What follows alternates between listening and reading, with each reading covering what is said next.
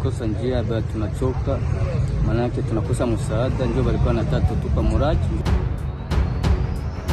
Ku itariki 25 z'ukwezi kwa mbere uyu mwaka 2025 umutwe wa M23 wasabye ingabo za leta ya Kongo hamwe n'abandi bose bazifasha kumanika amaboko bitarenze amasaha 48 byari mu rwego rwo kwirinda yuko intambara yarushaho gukara. Nyuma yaha ibihugu birimo Ubudage, Ubwongereza, Ubufaransa ndetse na Leta Zunze Ubumwe za Amerika byongeye kwibutsa abaturage babyo bari mu gace ka Goma ko bahita bahava maze bakajya mu bice birimo umutekano. Ni nyuma y'amatangazo n'ubundi bino bihugu byari bimaze iminsi bitanze bisaba abaturage babyo babigoma kuba bahava maze bakajya mu bindi bice birimo umutekano. Ibintu kuva kuri no tariki byakomeje kuba bishya kugeza ubu ngubu tuvugana. Abakozi b'umuryango w'abibumbye UN barimo n'abari mu butumwa bwo kugarura amahoro muri Repubulika ya Demokarasi ya Kongo bakoreraga i Goma basabye u Rwanda inzira ku mupaka wa Grand Barriere kugira ngo babone uko bava mu mujyi wa Goma urimo kugenzurwa na M23 maze berekeze Kinshasa. Perezida wa Kenya Ruto yavuze yuko intambara irimo kubera mu burasirazuba bwa Kongo ari akaga gakomeye ku bantu, ndetse uyu mukuru w'igihugu wa Kenya akanaba umukuru wa Afrika y'Uburasirazuba kuri ubu ahita asaba inama igitaraganya. Sustainable solution can only be achieved through engagement, constructive dialogue.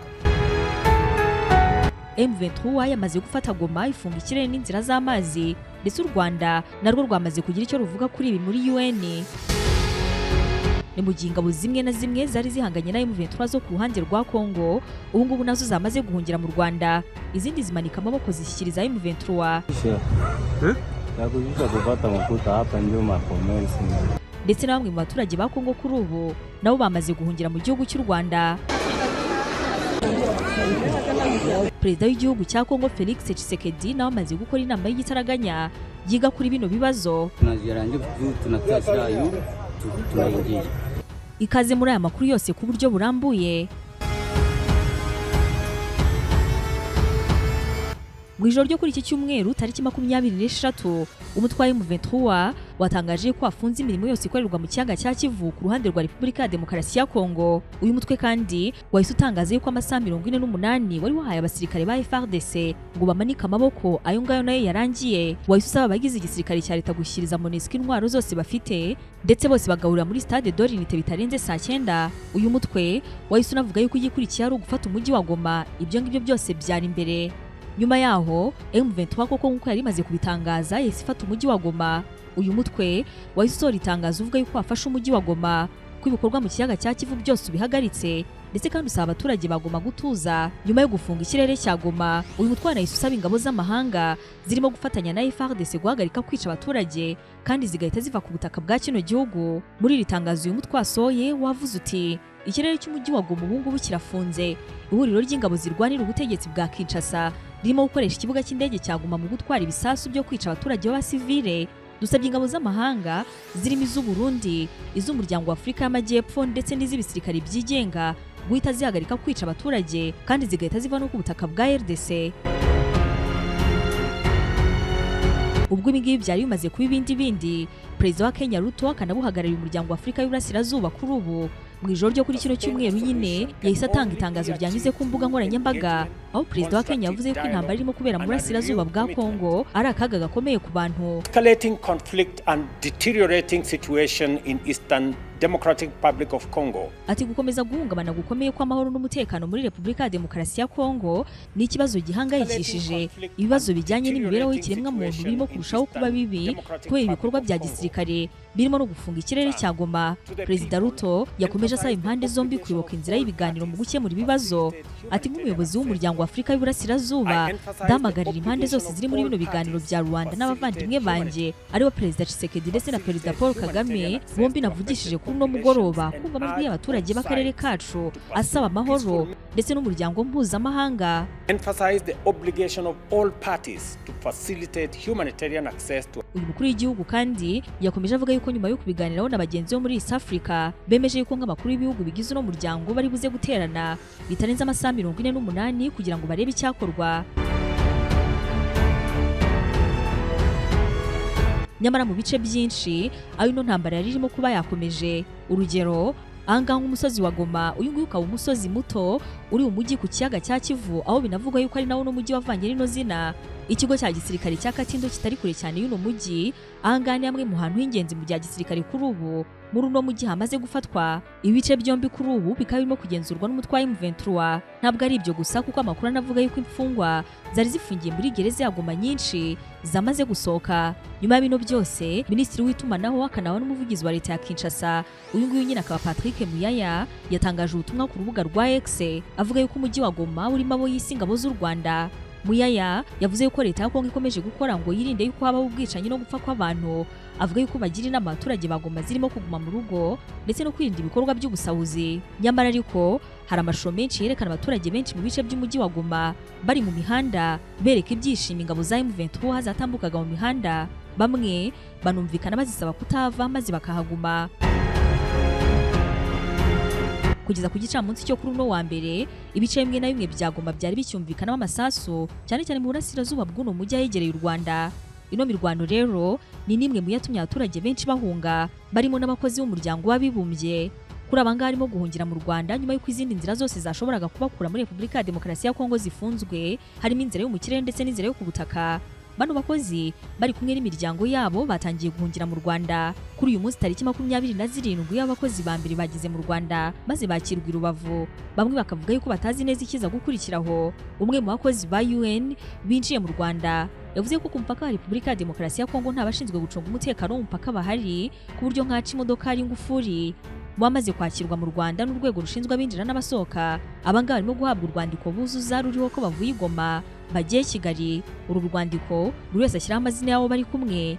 Nyuma yo kuva ku mupaka rero amaze kwakirwa n'u Rwanda n'ukwerekeza mu mujyi wa Kigali, aho bari buze kuza guhurira kuri stade yitiriwe Pere, nyuma ashyirwe muri hoteli zitandukanye mu mujyi wa Kigali.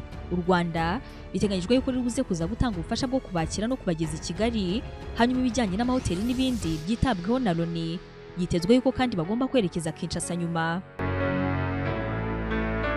Uretse abangaba n'ingabo za Kongo n'abaturage baho, abangaba nabo ni bamwe mu bamaze guhungira mu Rwanda. Bamwe mu basirikari ba leta bari muri uno mujyi bahisemo kwishyiriza M23 maze bamburwa intwaro, abandi bahungira mu Rwanda. Abahungiye mu Rwanda bakiriwe mu karere ka Rubavu, aho inzego z'umutekano zagenzuraga yuko nta ntwaro bafite cyangwa se ibindi byahungabanya umutekano w'u Rwanda.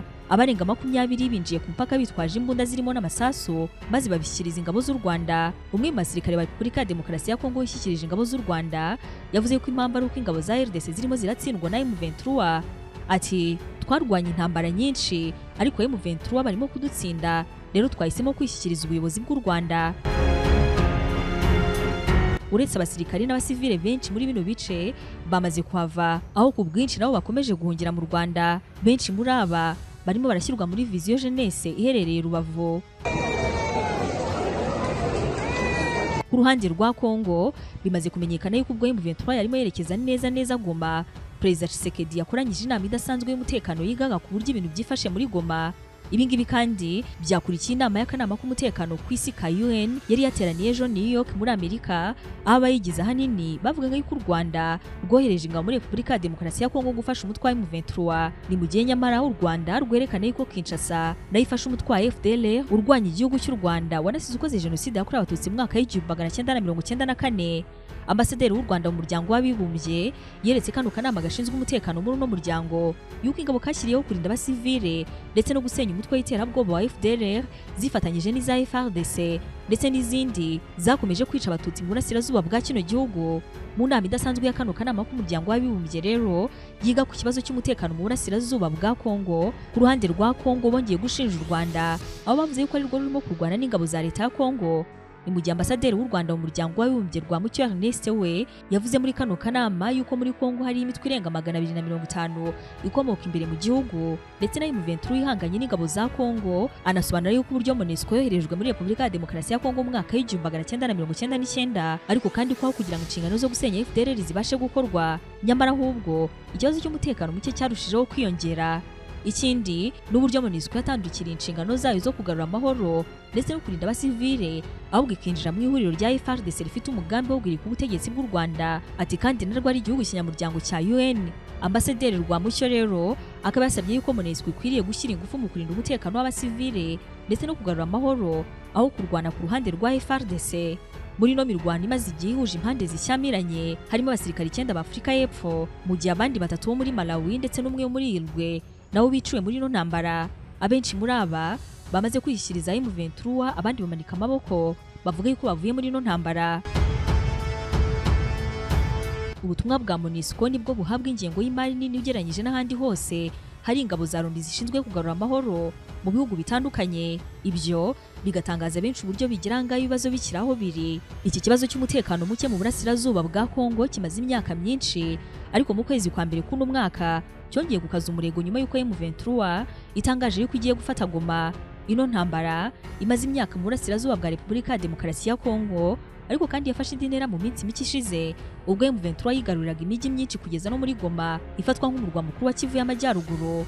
Mu ijoro ryo kuri kino cyumweru tariki 23, imiryango mpuzamahanga irimo n'umuryango w'abibumbye ikaba yamaze gutangaza yuko abakozi batari ingenzi bagomba kuva i Goma. Umuryango w'ibihugu bya Afurika y'Uburasirazuba nawo ukaba watangaje ko Perezida w'u Rwanda ndetse n'uwa Repubulika ya Demokarasi ya Kongo biteganyijwe yuko bari buze guhurira mu nama yihutirwa kuri bino byose birimo biraba. Inama itegerejwe kuri uno wa kabiri mu gihe nta cyahinduka. Birumvikana amakuru y'intambara barimo byinshi bitandukanye bishatse gusobanura yuko byinshi kuri ibyo turi buze kuzagukomeza kubireba.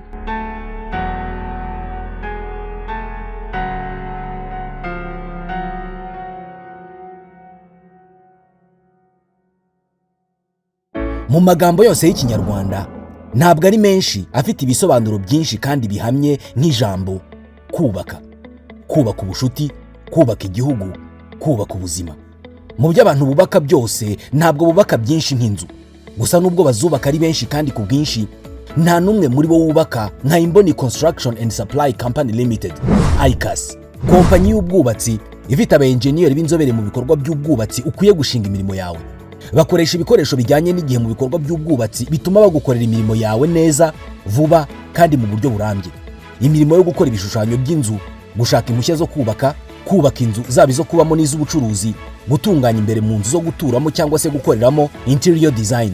Bahamagare cyangwa ubandikire kuri WhatsApp kuri 07850998. Wanabandikira email kuri yourdreamconstructionsolution@gmail.com. Waba uri mu gihugu cyangwa se hanze yacyo bagukorera nk'uhibereye. Bahamagara uyu munsi uzanshimira nyuma. Mu gihe tugana mu mpera z'umwaka tunatangira undi mushya, RWANDA Trading Limited twifuje kuba mu mbere bakwifuriza kuzatangira umwaka wishimye kandi uri ahantu hasukuye. Byaba ari wowe ushaka kubaka bushya, aho usanzwe utuye ushaka gusana, utanibagiwe ubwubatsi bw'ibigo binini, ngwino muri RWANDA Trading Limited maze tuguhe promosiyo twagushyiriyeho muri iyi minsi mikuru ku bikoresho byose byacu birimo amakaro meza yo gushyira muri salo, mu gikoni n'ahandi, amasika, PV span n'ibindi byose birinda ndetse bikanarwanya imidite. Hari promosiyo kandi kuri marble washyira mu gikoni, mu busitani kandi ntizizangirike. MDF bodi ziri mu mabara arenga 30. Ibi ngibi byose biguha amahitamo menshi. Muri no promosiyo yacu ntabwo twibagiwe marine boards zifashishwa mu bintu hafi ya byose mu bwubatsi, kuko zino ntabwo zikangwa n'imvura, ubukonje n'ibindi bihe byose bibi. Iyi promosiyo twagushyiriyeho muri iyi minsi mikuru reka rwose ntigucike. RWANDA Trading Limited wadusanga mu Gakiriro ka Gisozi cyangwa se kwa Rwahamiremera. Wanaduhamagara kuri izo telefone